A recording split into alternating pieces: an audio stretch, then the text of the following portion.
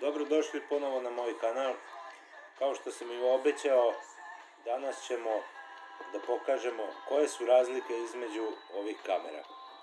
Na tržištu se nalazi mnogo istih i sličnih proizvoda, sve to isto piše kao što vidite, ali ipak ima razlike.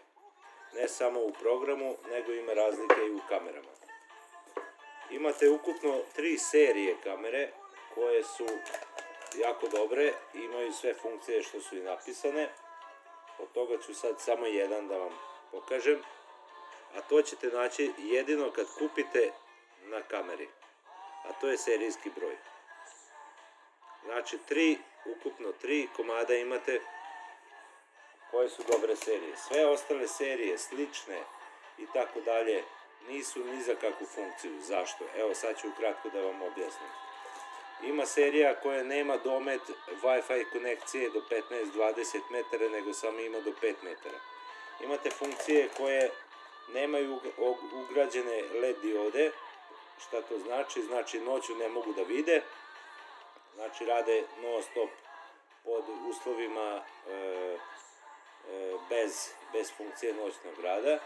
Imate sljedeću fazu gde, na primjer, ovo što vidite, ovo grlo za napajanje nije isto i onda dođe do toga kad vi uzmete kameru da ide ovako u šreg.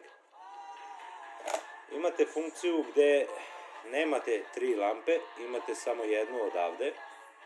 Onda imate sljedeću verziju gde uopšte ne možete da ga konektujete sa telefonom, sa iOS ili sa Androidom, nego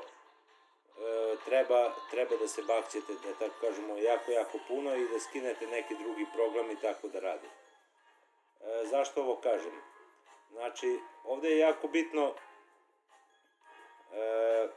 da uzmete dobru kameru sa dobrim serijskim brojem koji će vam omogućiti dobar rad bez problema, a ne da imate konekciju problema, iako je struje, iako je internet u problemu. Ima i takvih serija koje se uzimaju i onda kad ode struja, na primjer, ne vraća se kamera, ili ako ode internet na sekundu, ona ne zna da se konektuje ponovo, nego morate da isključite iz struje, pa internet da resetujete i tako dalje.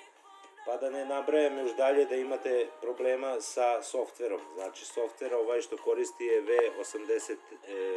V380 Pro verzija, imate V380S verziju i tako dalje, a sad već novije kamere što se proizvode i što se prodavaju za mnogo manju cenu su izvan svakog nivoa. Toliko ukratko da vam kažem. Ako ima neko bilo ko pitanja, kao što je bilo na Facebooku i na YouTubeu, slobodno me pitajte, ja ću vam pomoći koliko mogu, a da ne pričamo da oko zvučnika i oko mikrofona ima isto takvih serija koje su ni za šta. Znači ne čuje se šta priča čovjek, ne čuje se izdaleka iz 5 ili od 7 metara, nego mora da se približi i onda ton nikakav, a vi kad pričate preko njega isto jako je loš ton.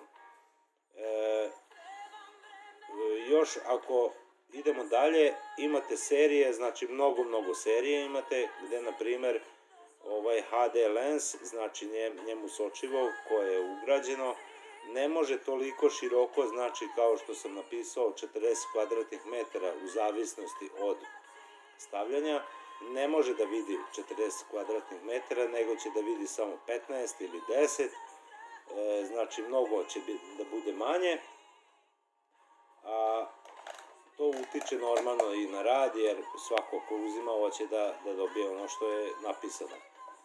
Toliko sad ukratko o kamerama, o VR kamerama i o VR sjelicama, pa ako ima nekih pitanja, kao što je bilo i do sad i previše, ja sam tu na stand-by-u, da bi tako rekli, i na YouTube i na Facebooku, pa slobodno pitajte.